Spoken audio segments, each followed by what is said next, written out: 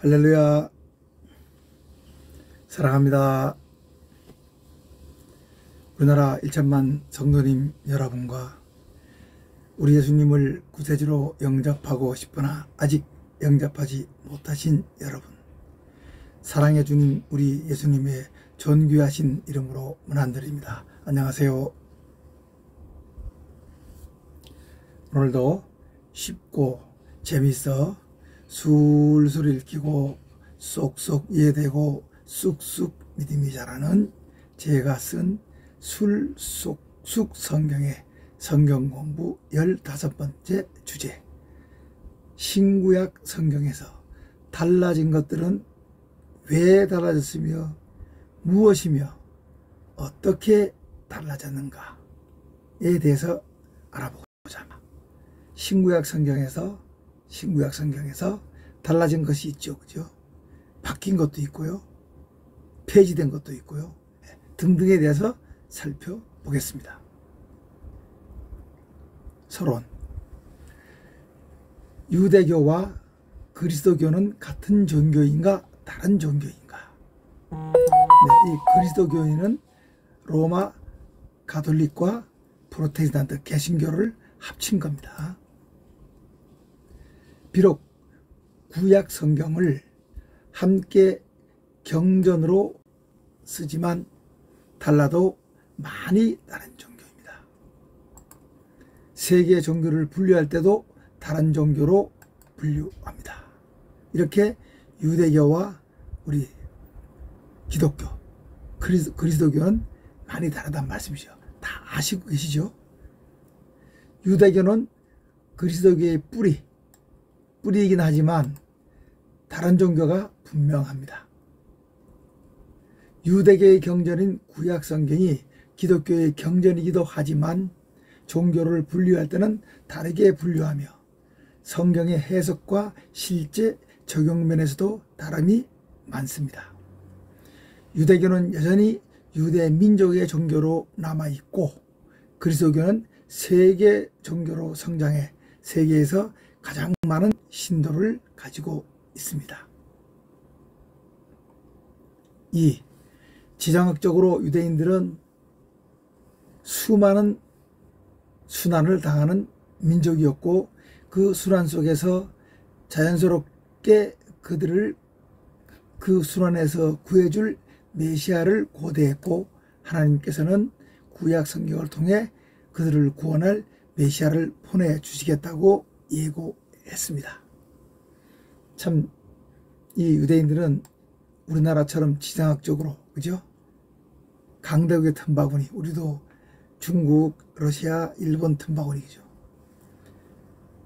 순환의 역사를 겪었죠. 네.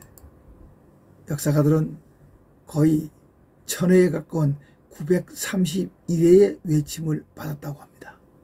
이 유대인들 역시 뭡니까? 그 팔레스타인이, 그죠? 강대국 틈바구니죠. 그죠? 이 이집트와 시리아, 바빌로니아 이런 큰 강대국들이 가는 길목입니다.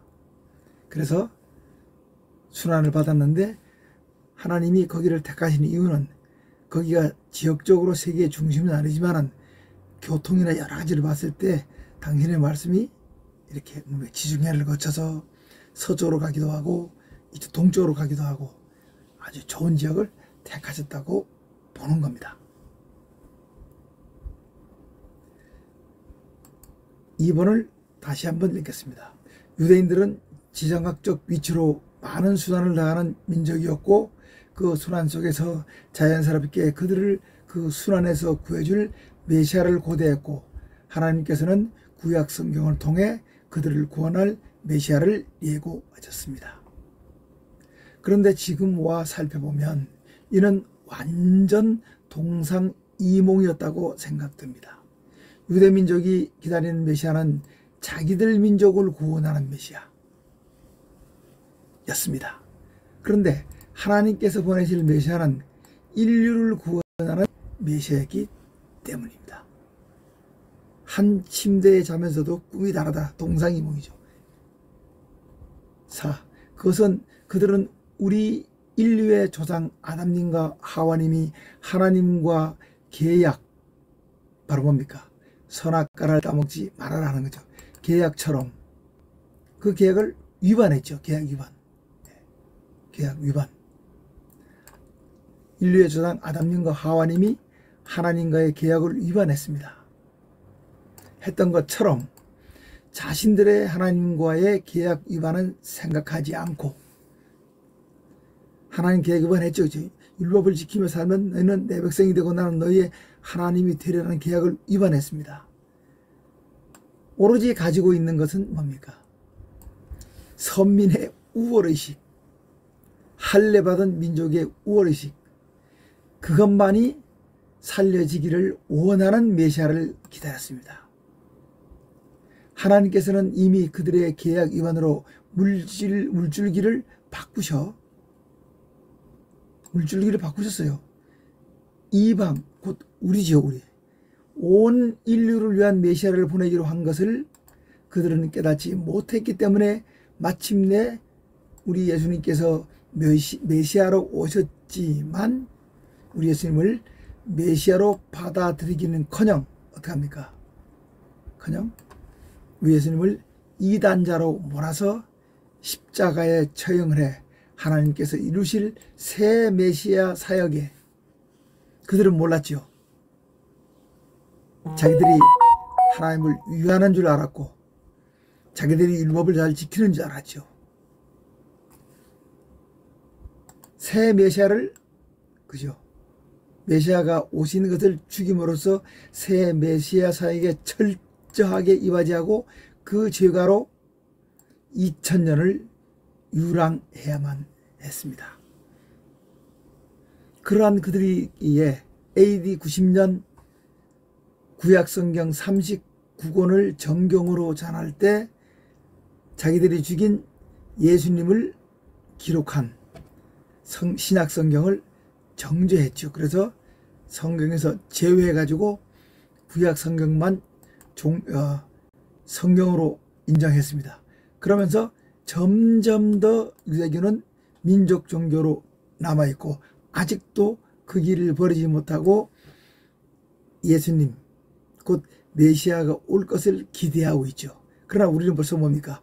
우리의 메시아이신 예수님께서 오셔서 우리를 위하여 메시아 사역으로 십자가를 지고 우리의 대신족죄를 이루시고 부활하셔서 생명 주시고 승천하셔서 어떻게 합니까? 하늘 처소를 마련하신 다음에 다시 오신다는 거 아닙니까? 이게 우리 예수님의 뭡니까? 마스터 플랜, 총괄 계획인데 이들은 지금도 그걸 모릅니다. 그런데 기독교는 자연스럽게 우리 예수님께서 구약 성경을 사용하셨고 오셔서 구약 성경을 회당에서 읽으셨죠. 그죠? 또 여러 번 말씀하실 때 구약 성경을 인용하시죠. 율법을 폐하시러 온 것이 아니라 완전케 하려고 오셨다는 말씀처럼 하나님께서 하나님의 아들 성자 예수 곧 인자로 오셔서 주신 말씀들은 정말로 그분의 말씀대로 구약을 폐하시는 게 없애는 것이 아니라 완전케 하셨을 뿐만 아니라 새 수를 새 부대에 담듯 더 발전 승화시켰습니다. 그럼 지금부터 달라도 완전 다른 종교가 되어 있는 유대교와 기독교 문제는 차치하고 함께 경전으로 사용하겠는 구약 성경의 내용이 신약 시대인 지금 어떻게 적용되고 있으며 또 다르게 적용되어 있는 것들에 대해서 내용들에 대해서 살펴보고자 합니다. 그럼 왜 달라졌을까요? 그렇습니다. 진화한 것입니다. 우리는 찰스 다윈의 진화론 때문에, 그죠? 하나님이 사람을 창조했는데 원숭이가 진화해서 사람이 되었다는 그 얼토당토하는 진화론 때문에 우리는 진화론 아주 뭡니까? 불편하죠. 느낌도 좋지 않죠. 그렇지만 순수한 개념의 진화와 진화란 말은 참으로 좋은 겁니다. 우리가 살면서 발전하는 거 다 진화 아닙니까? 그죠?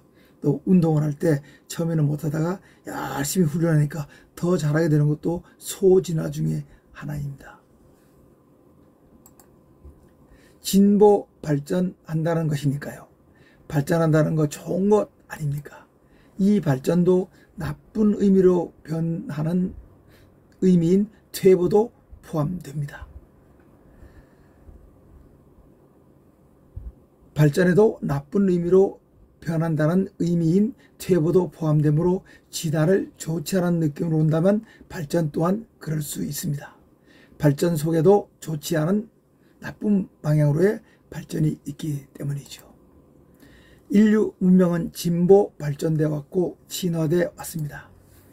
이것은 하나님께서 시간이 가면서 우리 인류의 지혜가 발전하면서 당신의 비밀을 찾아 알게 하신 덕분입니다. 우리 인류는 아직도 알아야 할 하나님에 관한 지식과 법칙이 많고 우리 인류는 진화하면서 하나님의 비밀을 더 많이 알게 될 것입니다. 9. 이것을 우리 예수님께서는 새 술은 새 부대에 담아야 한다고 말씀하시므로 명료하게 설명해 주셨는데 이 새 불과 새 술과 새 부대가 곧 발전이고 진화가 아니겠습니까? 다시 한번 읽겠습니다. 이것을 우리 예수님께서는 새 술은 새 부대에 담아야 한다는 말씀으로 명료하게 설명해 주셨는데 이 새 술과 새 부대가 곧 발전이고 진화가 아니겠습니까? 그러면 하나님께서도 진화한다는 말씀인가요? 하나님의 말씀이 진화한다는 말씀인가요? 하나님의 속성은 영원 불변하심으로 진화나 발전하시는 게 아니고 그분의 말씀 또한 영원한 진리이므로 진화나 발전하는 것이 아닙니다. 그렇다면 구약 성경과 신약 성경에서 다르게 해석되거나 적용되는 것을 어떻게 봐야 할까요? 하나님이 변하지도 않으시고 말씀도 변하지 않으시는데 우리는 변한 걸 알고 있잖아요. 그죠? 옛날에 실천되던 게 지금 실천하지 않고 있고 우리는 죄로 생각하지도 않으니까요. 그것은 인류의 지혜가 발전, 진화하면서 하나님의 말씀을 이해하고 실천하는 부분에서의 변화, 발전, 진화한다고 보아야 할 것이기 때문입니다. 어떻게 한다고요? 하나님의 말씀을 이해하고 실천하는 부분에서의 변화, 발전, 진화한다. 결국 우리 인간의 어떻게 합니까? 발전, 변화, 진보지요. 옛날 사람들이 어떻게 했답니까? 우리 성자들이 요즘에 자명종 시계 가지고 돌아 울리니까 귀신이 그 안에 있었다고 얘기하지 않았습니까? 그때 사람도 사람, 지금도 사람입니다. 이렇게 우리 인류의 지혜가 발전한 지금과 차이가 있듯이 우리가 성경 보는 눈도 차이가 있을 수 있다고 제가 말씀드리는 것입니다. 물론 이 변화 속에는 퇴보, 곧 도태도 포함됩니다. 이런 문제에 대해 세대주의란 성경 해석 방법이 원형될 수 있을 것인데 세대주의는 성경과 교회의 역사를 시대별로 구분해 하나님의 통치 원리가 각 시대마다 다르고 그분의 백성들의 구원의 방법들도 다르다고 주장하는 견해인데 이것은 성경적으로 100% 맞는 것은 아니지만 우리가 구약 성경의 내용이 신약 성경에서 달라진 부분 그런 내용을 이해하는 데 많은 도움이 될 수 있으므로 활용해 봅니다. 자, 세대주의. 세대주의는 성경과 교회의 역사를 시대별로 구분해 하나님의 통치 원리가 시대마다 다르고 그의 백성들의 구원의 방법들도 다르다고 주장하는 견해인데 그 세대를 다음같이 구분합니다. 7단계로 구분하는데요. 타락하기 전을 뭡니까? 이노센스, 무죄시대. 타락하기 전. 이제 타락한 후부터 대홍수까지가 양심의 시대. 대홍수부터 이제 우리가 인간 통치 시대라고 하고, 그 다음에 족장 시대, 이제 아브라함 이후부터는 이제 하나님과의 계약이 맺어지죠. 약속 시대. 그 다음에 모세님은 이제 율법을 받잖아요. 예, 율법 시대. 그리고 이제 우리 예수님이 오셔 드디어 은혜 시대가 됐습니다. 그래서 우리가 은혜, 값없이 믿음으로 구원을 받는 시대가 됐다. 그리고 이제 뭡니까? 다니엘 선자의 71회가 끝나고, 그죠? 7년 대환란이 끝나고, 우리 예수님께서 약속하신 대로 오시면 지상 재림이죠. 그러면 천년 동안 마귀를 아비소스 무저강에 가두고 우리 예수님께서 성도들과 함께 다스리시는 천년 왕국 시대입니다. 그 천년 왕국 시대, 이 천년 왕국 시대 끝나면 어떡합니까? 7천년 우리 인류 역사는 끝나고 이제 새하늘과 새 땅으로 이어져서 과거의 영혼과 만나서 영원이 됩니다. 그 시간과 공간을 초월한 우리 하나님의 세계로 들어갑니다. 12. 이런 세대주의적 견해와 방법은 제가 이게 안 보였겠네요. 다시 한번 하겠습니다. 세대주의, 다 보이네. 스마트폰 화면으로. 세대주의 구별은 타락하기 이전에 무죄, 타락한 뒤부터 대홍수까지가 양심의 시대, 대홍수 뒤에부터 인간 통치, 아브라함 이후부터 약속 세대, 모세 이후는 이제 율법을 받죠, 그죠? 십계명을 받죠. 율법 세대. 그다음 우리 예수님 오신 때부터 은혜 시대. 그다음에 그리스도의 재림부터 이제 천년왕국 시대, 이렇게 7 세대로 나눕니다. 12. 이런 세대주의적 견해와 방법은 율법과 규례가 시대, 구약과 신약을 포함한 시대에 따라 달라지거나 달리 해석되는 현상을 설명하고 적용하는 데 큰 도움이 됩니다. 이 방법이 아니고는 이런 현상을 명쾌하게 설명할 방법이 별로 없는 듯합니다. 하나님의 말씀도 어떤 것은 시간과 장소에 따라 다르게 또는 유연하게 해석하고 적용될 필요가 있는데, 구약에서는 안식일을 지키지 않으면 돌에 맞아 죽어야 하는데 안식일의 주인이신 우리 예수님의 안식일에 대한 해석과 그 적용이 극명한 예지요. 돌에 맞아 죽는 게 어떻게 합니까? 안식일에 선한 일, 착한 일은 해도 된다고. 그리고 왜입니까? 나는 안식일의 주인이기 때문에 우리 예수님께서 그렇게 해석, 적용할 수 있다는 겁니다. 이것을 제가 생각해 보니까 우리 실정법을 해석, 적용할 때도 법이 실코콜 다 규정하지 못하므로 법 규정이 없을 때는 판사가 법과 양심에 따라 판결하는 것과 또 뭡니까? 법이 있다 하더라도 판례 앞에 판사들이 어떻게 판단했냐 하는 판례를 적용하는 경우도 나오고, 또 시대와 뭡니까? 이 변함에 따라 그 판례를 깨는 경우도 나오죠. 그죠? 이런 걸로 이해하면 쉽게 이해가 되리라고 말씀드려 봅니다. 본론입니다. 1. 구약성경과 신약성경의 일반적 사항 검토입니다. 성경의 기록 시기는 구약은 BC 1446년 이후 BC 400년경까지 약 1000년을 거쳐 기록됐습니다. 그 다음에 신약은 예수님 사후 230년경부터 AD 100년 이전 거의 90년까지 기록됐다고 봅니다. 내용입니다. 핵심 내용. 네, 핵심 내용은 야훼 하나님의 우리 예수님을 통한 인류 구원과 하나님 나라 실현입니다. 신구약 전체가 야훼 하나님의 우리 예수님을 통한 인류 구원, 우리가 타락함으로 죽게 내버려 두지 않으시고 하나님께서는 우리를 사랑하심으로 당신이 희생되시기까지 사랑하시죠. 그래서 우리 인류 구원, 하나님의 나라 실현, 개요. 구약은 뭡니까?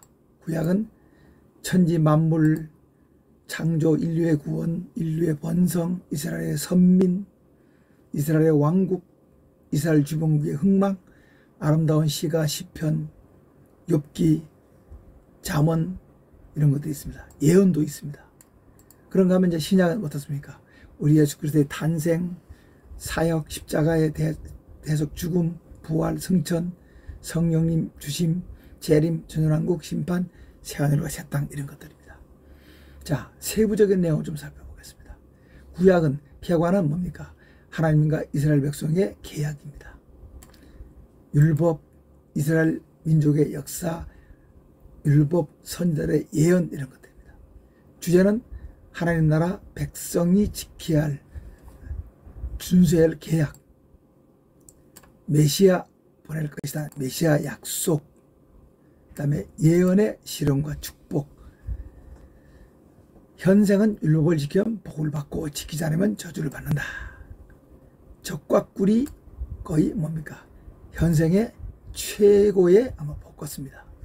근데 구약에서는 이 천국에 대해서는 그렇게 특별한 설명이 없이 그저 선민으로 살다가 죽는 것처럼 됩니다.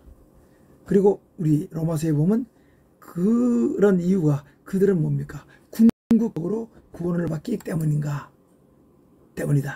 라고 생각해 봅니다. 한계가 있습니다. 구약은 한시적 계약이죠. 그죠? 그래서 불완전합니다. 그래서 바울 사도는 예수님께 인도하는 초등교사라고 했습니다. 우리 예수님의 사랑이 율법의 완성이고 우리 예수님이 율법의 마침이 되십니다. 그럼 이제 신약을 좀 보겠습니다. 신약은 구약의 메시아 약속이 이제 실현되는 겁니다. 실현. 인류의 구원이 이루어지고요. 성령님이 오셨습니다. 주제는 예수 그리스도의 십자가 대신 속죄를 통한 인류 구원. 현생은 뭡니까? 여기서는 그냥 하나님의 백성으로 살다가 죽는 거죠. 그죠? 이게 이거였었는데 지금 우리는 뭡니까? 신약에서는 현생이 예수 그리스도의 제자로 사는 겁니다. 곧 하나님의 영광을 위한 삶이다. 이제 신약에 드디어 마침내 천국이 나타납니다. 그죠? 천국은 뭐냐? 예수 그리스도를 믿는 자에게 주어지는 영원한 축복입니다. 영생이죠. 이렇게 구약에는 한계가 있었죠. 한시적 계약이다. 불완전했다. 그런데 뭡니까? 신약은 우리 예수님께서 다 이루셨으므로 한계가 없습니다. 한계가 없다. 완벽한 복음의 성취입니다. 자, 그러면 이제는 구약 성경과 신약 성경에 달라지지 않은 것들이 있습니다. 연속성, 동일적 가치와 동일한 가치와 교훈이죠. 시대와 지역, 장소를 초월한 영원 불변의 진리입니다.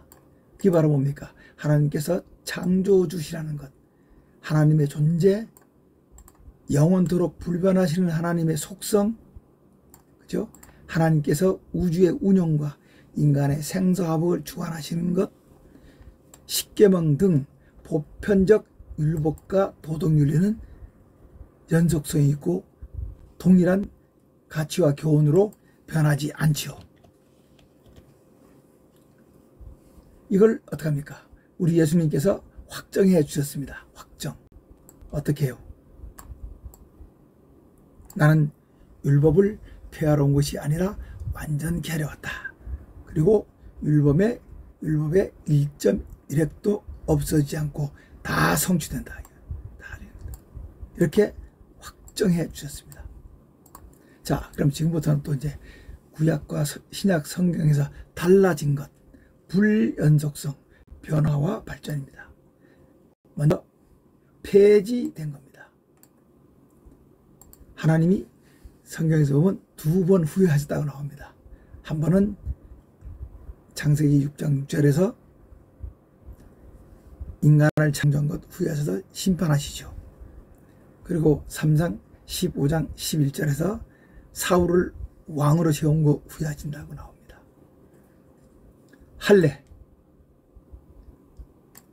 이스라엘 민족의 민족의식으로 존재하지 우리는 하지 않습니다. 그러나 오늘날의 포용수설로 일반화됐고요. 유월절 역시 우리가 지키지 않습니다. 유월절.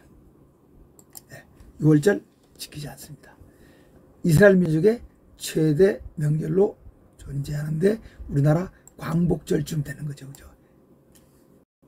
일제에서 해방된 광복절과 이집트 종살에서 해방된 이스라엘 민족, 이 사람들은 3대 절기를 중요하게 여기죠. 6월절, 맥추절, 수장절. 일수장절은 초막절, 장막절이라고 하는데 추수감사제 성격이죠. 6월절이 없어졌고요. 그 다음에 옛날에 있던 종의 제도 없어졌습니다. 구약성경 종을 인정하죠. 그죠? 종을 사오기도 하고 종을 뭡니까? 해방시켜서 안식년이 되면은 해방시켜라. 그죠? 첩외제도도 인정합니다. 예, 첩외제도. 하갈도 아브라함의 첩이었고, 그죠? 그 다음에 그 야곱의 라헬과 레아 말고, 그죠? 실바라든가, 그죠? 네, 이런 첩으로 줬다. 그 다음에 동해 보복법입니다. 동해 보복. 같을 동자 해, 같은 해를 끼치면 보복하는 거. 달리오 법칙이라고 그러죠. 그죠? 달리오 법칙. 받은 그대로 되갚아 주기입니다. 이게 어떻게 합니까? 이제는 옛날에는 이는 이, 눈은 눈. 그렇겠죠. 그죠? 근데 지금은 어떻게 법의 심판으로 갔다. 정결법도 폐지되었고요. 그 다음에 정한 짐승과 부정한 짐승도 폐지됐습니다. 그리고 수원법. 형이 죽으면 동생이 형수와 결혼하는 것. 이것도 폐지됐습니다. 희년법.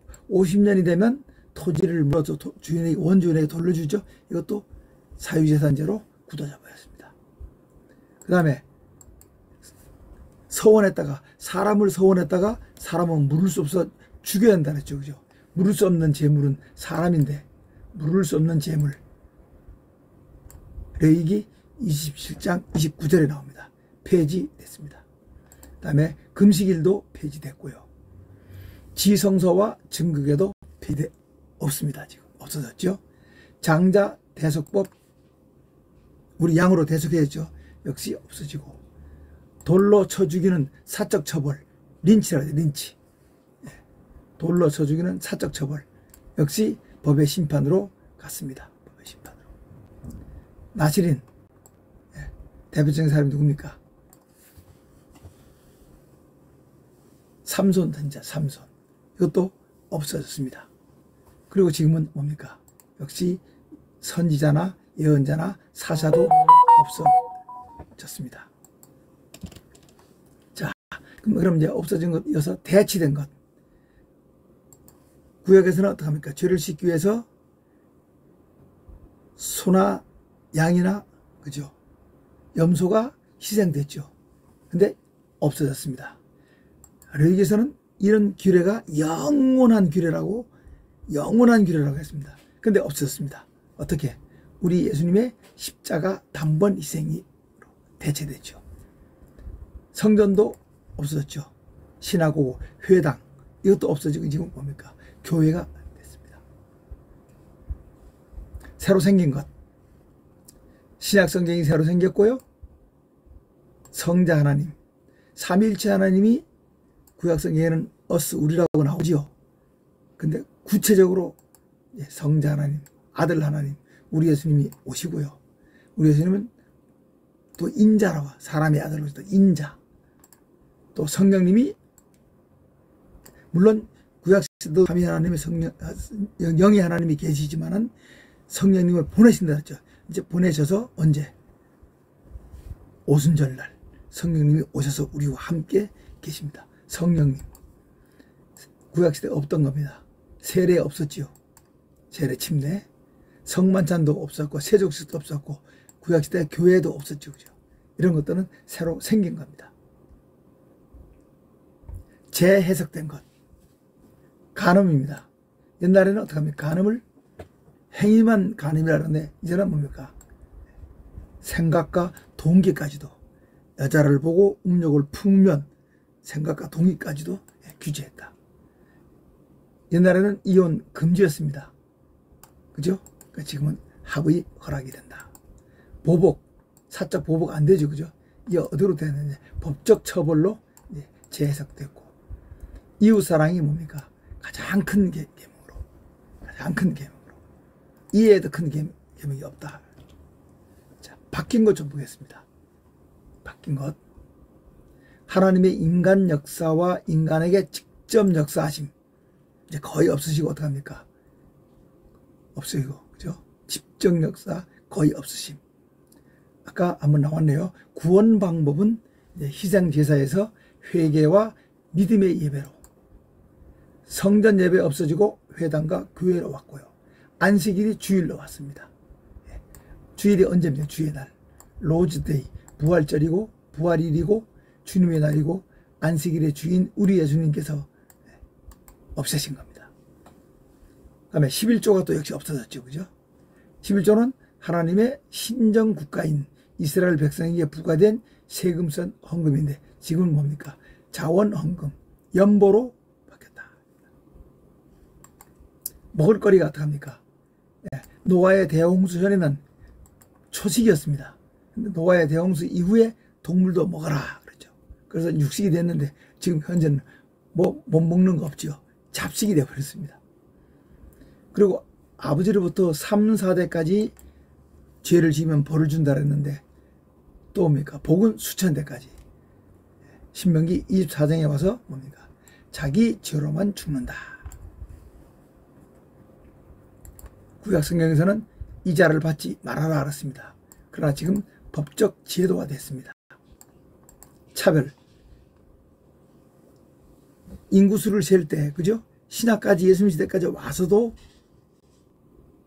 그 5,000명이 먹었을 때 여자와 어린아이를 뺐다 그랬죠. 그죠? 그때까지입니다. 그렇게 보면은요, 우리 신약과 구약을 나누는 기준이 예수님 탄생이 아니고요. 예수님도 오셔서 안식일을 지키시고 또 이렇게 인원수 셀 때도 여자와 아이들을 뺐잖아요. 그죠? 그때는 신약 성경도 없었습니다. 우리 예수님께서 죽으시고 부활한 것이 기준이 돼서 신약과 구약으로 나눠져야 합니다. 죽으시고 부활하시면서 모든 게 바뀌었습니다. 성령 시대가 됐습니다. 그래서 신약과 구약은 엄밀히 말하면 예수님의 탄생이 아니라 우리 예수님은 구약 시대에 오셔서 구약을 마감하시고 신약을 여신 분입니다. 그 다음에 이방인과 결혼 금지, 그죠? 금했죠. 근데 이제는 국제 결혼이 자연스러운 일이 됐고요. 레이지파의 직분이 이제 우리 교회의 직분으로 바뀌었고요. 제사장 지도가 성직자 문화로 전문화됐습니다. 생육하고 번성하라 그랬는데 바울 사도는 고린도전서 7장 38절에서 비혼을 권유하기도 합니다. 그다음에 피와 기름은 먹지 말라고 했죠. 그죠? 그러나 우리 예수님께서는 마가복음 7장 19절에서 음식물은 모두 깨끗한 것이라고 했습니다. 16번째로 일부 닫혀져 있죠. 그죠? 아브라함님도 첩이 있었죠. 그죠? 야곱님도 첩이 있었고요. 그래서 일부 일체제로 왔다. 자, 이제 마지막으로 하나 검토할게요. 바뀌면서 여전히 문제가 되는 내용, 제도, 주제 하나가 있는데 그게 뭡니까? 11조입니다. 11조는 앞에서 말씀드린 대로 하나님께서 직접 통치하는 신정국가인 이스라엘 백성에게 세금성으로 주어진 의무입니다. 헌금입니다.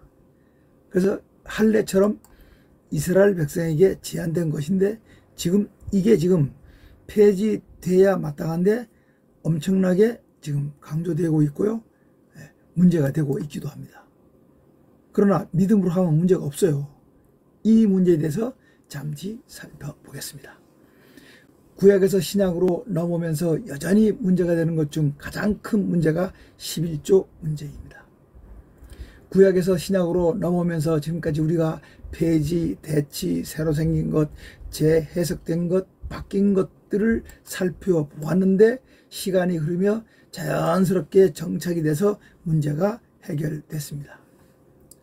그런데 여전히 논란이 되고 있는 문제가 11조 문제입니다. 11조는 하나님 신정국가인 이스라엘 백성에게 부과된 세금성 헌금입니다. 그래서 결론부터 먼저 말하면 11조 우리는 이스라엘 사람이 아니므로 11조는 우리에게 해당이 없다고 하는 것이 옳을 것입니다. 다. 그럼 11조의 기원을 한번 살펴보겠습니다.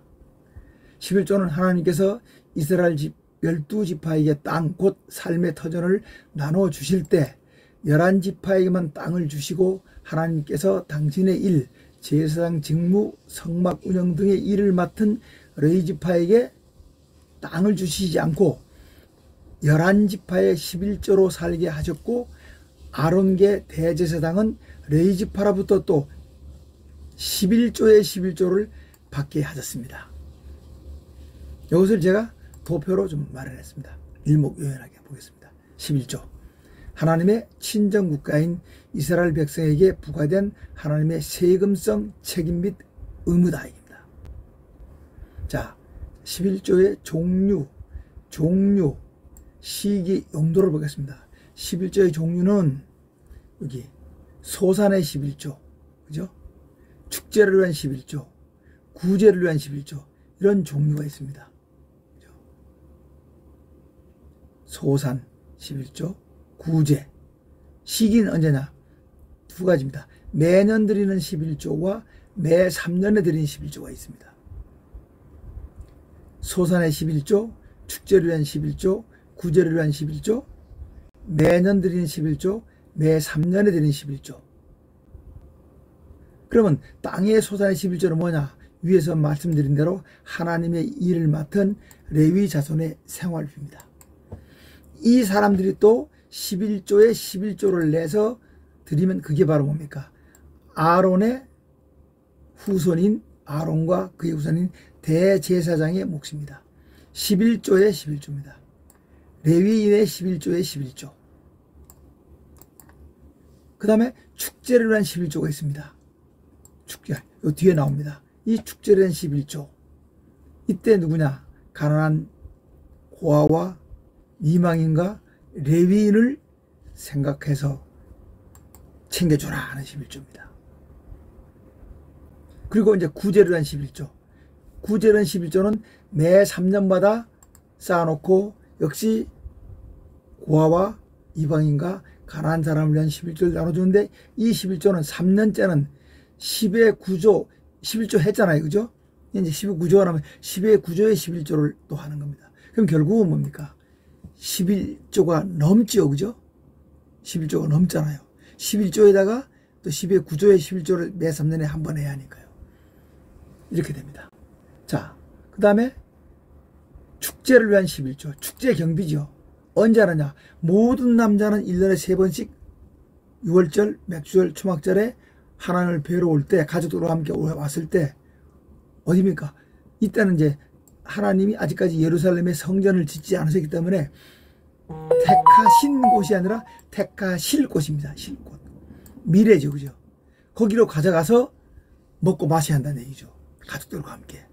그런데 그 택하실 곳이 너무 멀어 소산물을 가지고 가기 어려우면 돈으로 바꾸고 가지고 가서 필요한 것, 먹을 것, 독주까지도 사서 가족들과 함께 즐겨라. 그게 축제를 위한 11조입니다.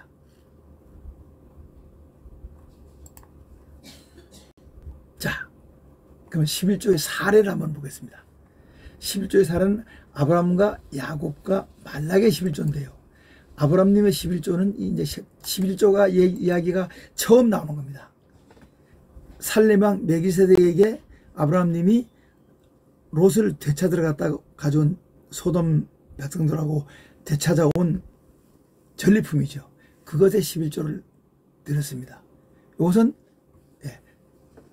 결과에 승리하고 들어온 전리품이잖아요. 결과의 11조인데 성경에 단회적 한 번 나오는 것 같습니다. 그리고 야곱의 11조는 후의 11조입니다. 하나님께서 저에게, 제가 이제 어떡합니까? 형을 속이고 사고를 쳐가지고 바다나는 외삼촌 집으로 쫓겨가면서 이제 베델에 어떡합니까? 베델에 모험을 해서 돌베개를 베고 잠을 잘 때 꿈속에서 하나님을 만나죠. 그때 하나님께 약속하는 게 뭡니까? 나에게 먹을 것과 입을 것을 주시고 다시 아버지의 고향으로 돌아오게 해 주시면, 그렇습니다. 조건이 있죠. 후. 그렇게 해 주시면 11조를 바치겠다. 근데 그 이후에 야곱님의 일생에서 이 시급조를 받았다는 것은 잘 확인되지 않습니다. 그 다음 말라기 11조, 이건 선 11조입니다. 이거 하나님께서 요구하는 겁니다.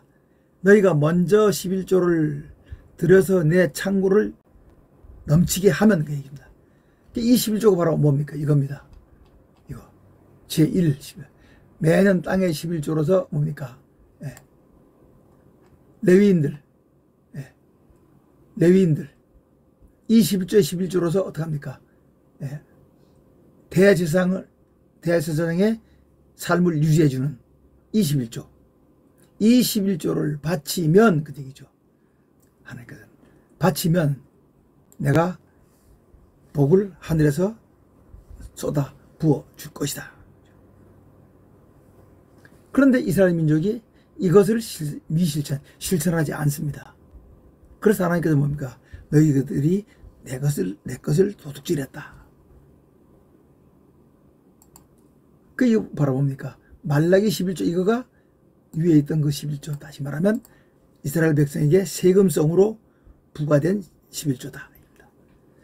여기서 1. 아브라함의 11조와 2의 야곱의 11조, 그리고 3의 11조는 시기, 성격, 내용이 다릅니다. 자, 이만큼의 11조에 대한 사전 지식을 가지고 다 가지고 계시지만은 나머지 부분을 검토해 보겠습니다. 이런 11조의 기원과 용도와 종류를 볼 때 현대 국가에 사는 우리는 국가의 세금을 내기 때문에 그 세금이 이미 이스라엘의 경우에 11조 역할을 하고 있다고 봐야 할 것이므로 11조는 구약의 규례인 할례를 우리가 지키지 않듯 11조도 구약의 규례로 보는 것이 합당하고, 게다가 현재 이스라엘 사람들도 11조 규례를 지키지 않으면서 받아야 할 레위지파가 없는데 그들을 위한 11조를 내면 오히려 죄가 되는 게 아니냐고 되묻기도 합니다. 이게 무슨 뜻입니까? 11조는 레위인을 위해 바친 건데 지금 이스라엘에 뭡니까? 성전도 없잖아요. 레위인도 지금 레위 지파는 되겠지만 그들이 그 일을 하지 않아요. 각자 생업에 종사하죠. 그러니까 그 얘기가 뭐냐면요, 현재 이스라엘 사람들도 이거죠. 11조 규례를 지키지 않죠. 왜? 레위 지파가 없는데, 그죠? 도와줘야 할 레위 지파가 없는데 그들을 위한 11조를 내면 오히려 그게 죄가 되지 않느냐고 되묻는다고도 합니다. 이런 11조를 우리는 잘 지키고 있죠. 잘못될 건 없는데 또 검토해 보겠습니다. 이 11조 제도가 실행되지 않을 때 생기는 극명한 일은 느헤미야 13장 10절에서 13절에 여실히 나와 있습니다. 느헤미야 선지자 겸 총독이 예루살렘 성벽 재건 공사를 끝내고 예루살렘을 떠나 바빌론에 가 있는 동안에 일어났는데, 백성들이 11조를 내지 않아 레위 사람들이 받을 몫을 받지 못하자 생활이 영위가 안 되잖아요.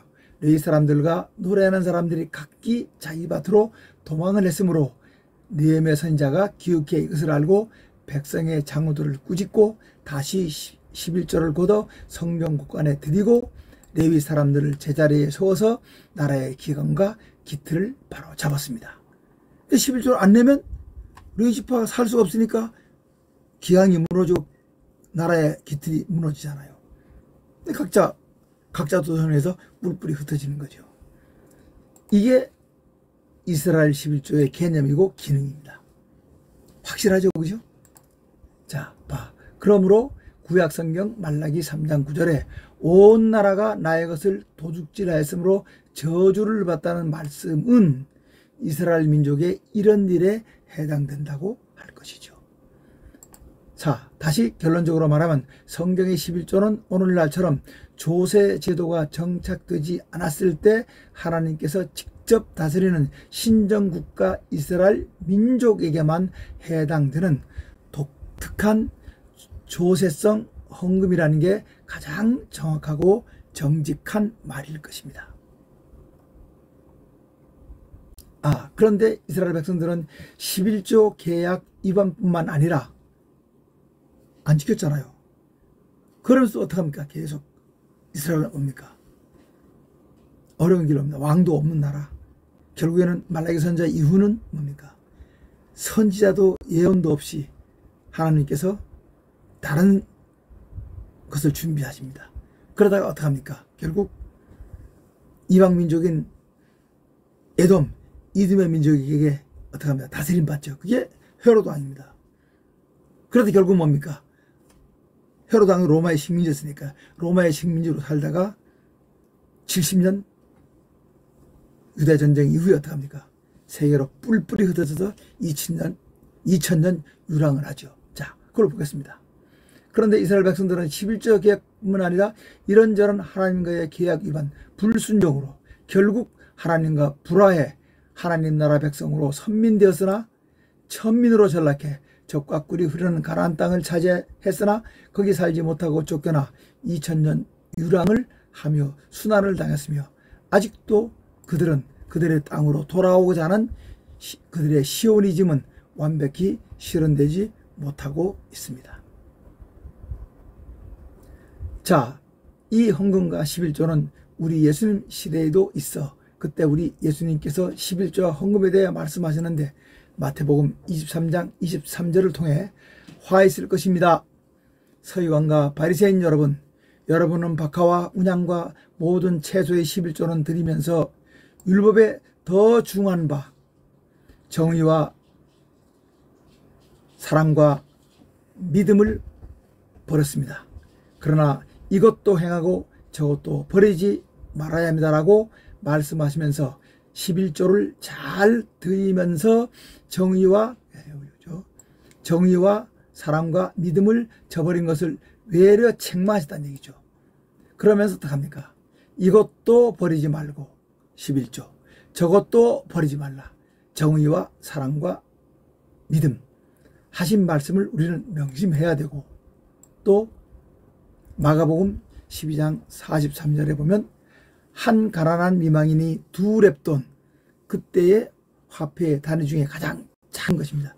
2렙돈을 헌금하는 것을 보시고 우리 예수님께서는 어떻게 합니까? 이 가난한 미망인이 모든 사람보다 많이 헌금했다. 이는 다른 사람들은 풍족한 가운데 그 일부를 헌금했지만 이 미망인은 가난한 중에서 자기의 모든 소유 곧 생활비 전부를 헌금했기 때문이다. 헌금에 대한 새로운 해석, 확실한 해석을 내주셨죠. 지켜보면 비율제를 할까요? 많이 받은 사람 많이, 적게 받은 사람은 적게 낼 수 있다는 얘기죠. 그런데 이 과부는 죄송합니다. 이 미망인은 어떻게 했습니까? 자기가 생활비 전부를 넣었다.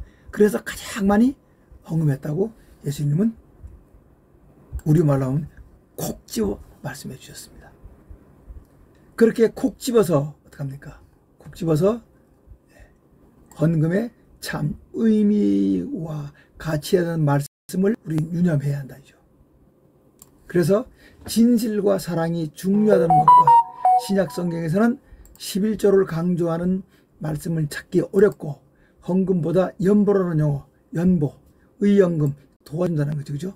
연보라는 용어를 썼다는 점과 바울 사도가 하나님께서는 즐겨내는 자를 사랑한다고 한 말씀, 그리고 불꽃 같은 눈으로 우리의 은밀한 것을 살피시는 우리 하나님께서 능력과 축복 안에서 헌금과 11조 문제를 해결하면 될 것이라고 저는 생각합니다. 그건 뭐냐? 아이에게 물 한 그릇이라도 대접하면 잊지 않겠다고 은밀한 것까지 보시는 하나님.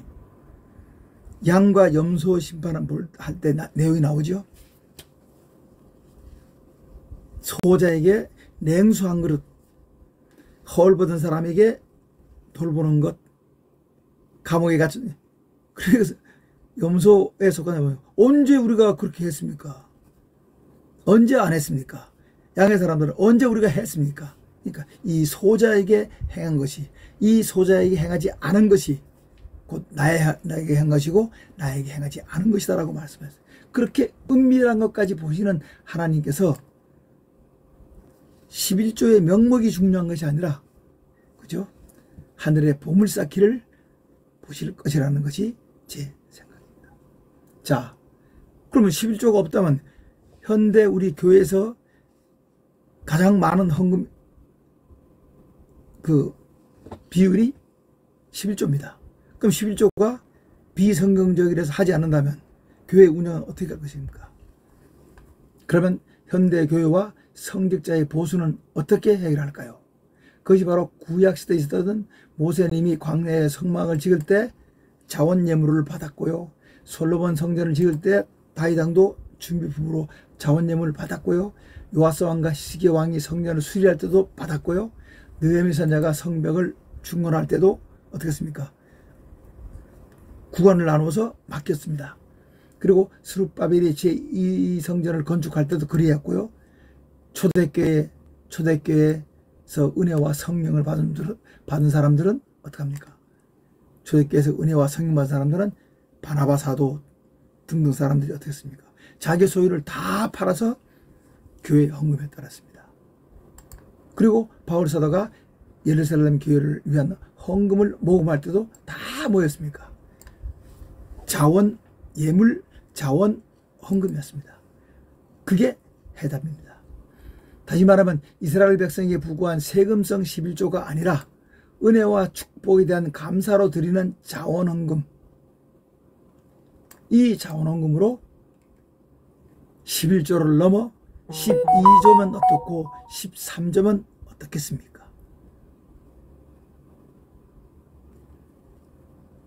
이미 우리나라 성도의 경우 11조의 감사헌금 등 각종 헌금에 의해 11조 이상의 헌금을 하고 있습니다.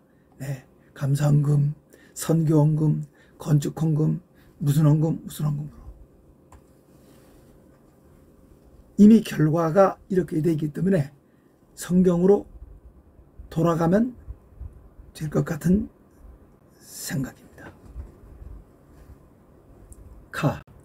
그리고 우리 예수님께서는 내 보물이 있는 곳에 내 마음도 있다고 말씀하셨듯이 올바른 성도의 경우 믿음과 헌금, 곧 하나님께 대한 감사의 바침은 때가 되면 나무가 열매를 맺듯 당연할 것이므로 그것이 자연스럽게 하늘의 보물 쌓기, 곧 우리 하나님께 대한 바침으로 실현될 것이고, 그렇지 않은 사람들은 아직 믿음과 마음이 여기에 미치지 못했거나 이해의 부족, 바울 사도의 표현을 말하면 인색하기 때문이라는 생각이 있습니다. 결국 뭡니까? 마음을 살피시는 하나님, 아까 은밀한 것까지도 살피신 하나님께 감사함으로 바치면 그런 사람과 그렇지 않은 사람에게 하나님께서 적절히 응답하시지 않을까요? 그러므로 11조는 반드시 지켜야 할 율법 규정이나 신자의 의무라고 하는 것은 성경적이라고 할 수 없을 것입니다. 현실적으로 이 11조 문제로 많은 신자들이 상처를 받고 있기 때문이기도 합니다. 이미 우리나라는 교회에 헌금한 비율에 따라서 일정 부분 세금에서 공제 주는 제도를 운영하고 있는데, 이것은 헌금이 국가 사회에 공적 기능을 한다고 보기 때문입니다. 이 제도의 바람직한 운영을 위해서는 잘 기록돼 증명자료로 제공돼야 하는데, 이게 믿음의 기준이 되거나 자격이나 실적이 되는 것은 일반 사회에서는 당연하지만 교회에서는 은혜롭고 슬기롭게 적용해야 합니다. 그런데 어떤 사람은 헌금하지도 않고 세금 혜택 받기 위해서 증명서를 요구하는 얼토당토하는 일도 있다고 합니다. 우리가 어느 모임, 어떤 단체에 가입해 활동을 하려면 당연히 그 모임과 단체의 운영비를 부담해야 하듯 신자로서 교회 운영과 선한 일을 위해 자원해 헌금하는 것은 자연스럽고 당연한 일이라고 볼 수 있고, 이런 헌금을 우리 예수님께서는 하늘 보물 쌓기라고 하셨으므로 다다익선이겠지요. 다다익선, 많으면 많을수록. 그런데 이것이 지금까지 검토한 11조를 그죠? 강조하고 또 11조를 율법화해서 적용하는 것은 문제가 있다, 그 얘기죠. 그런데 이미 우리의 신앙 선배들은 믿음의 11조와 헌금으로 우리 교회를 운영 발전시키고, 그죠? 실증적 축복을 받았기 때문에 성경을 읽고 묵상하고 하시면서 11조 하시는 것도 괜찮습니다. 나는 그거를, 그죠? 율법이라고 강요하거나 또 그렇게 지키는 것은 바람직하지 않죠. 우리는 즐겨내는 마음으로 자원헌금으로 11조 이상을 하고 있으므로 적극적인 해석으로 11조를 대한다면 11조가 우리 신앙생활에 걸림돌이 되지는 않을 것이라는 생각이 저의 생각입니다. 이미 우리는 150년 정도의 기독교 역사를 가지고 있으면서 우리 신앙의 선배들이 잘 모범을 보여왔습니다. 그에 따라 하면 되는데, 혹시 그 교회 지도층에서 잘못돼서 이게 성경적이라고 하면서 헌금을 강요하는 것은 온당치 않을 것 같고요. 우리는 이제 11조에 대해서, 헌금에 대해서 자세히 알았기 때문에 이 지식 바탕 위에 은혜롭게 믿음으로 하시면 모든 문제가 잘 해결되리라고 봅니다. 자, 오늘은 구약에서 신약으로 넘어오면서 달라진 것, 바뀐 것, 폐지된 것, 어떤 거는 폐지되면 또 어떤 거는 지키는 이런 것들에 대해서 공부해 봤습니다. 다음 시간에 또 다른 주제를 가지고 찾아뵙도록 하겠습니다. 건강하시고 즐겁게 사시는 동안 평안하십시오. 감사합니다. 샬롬.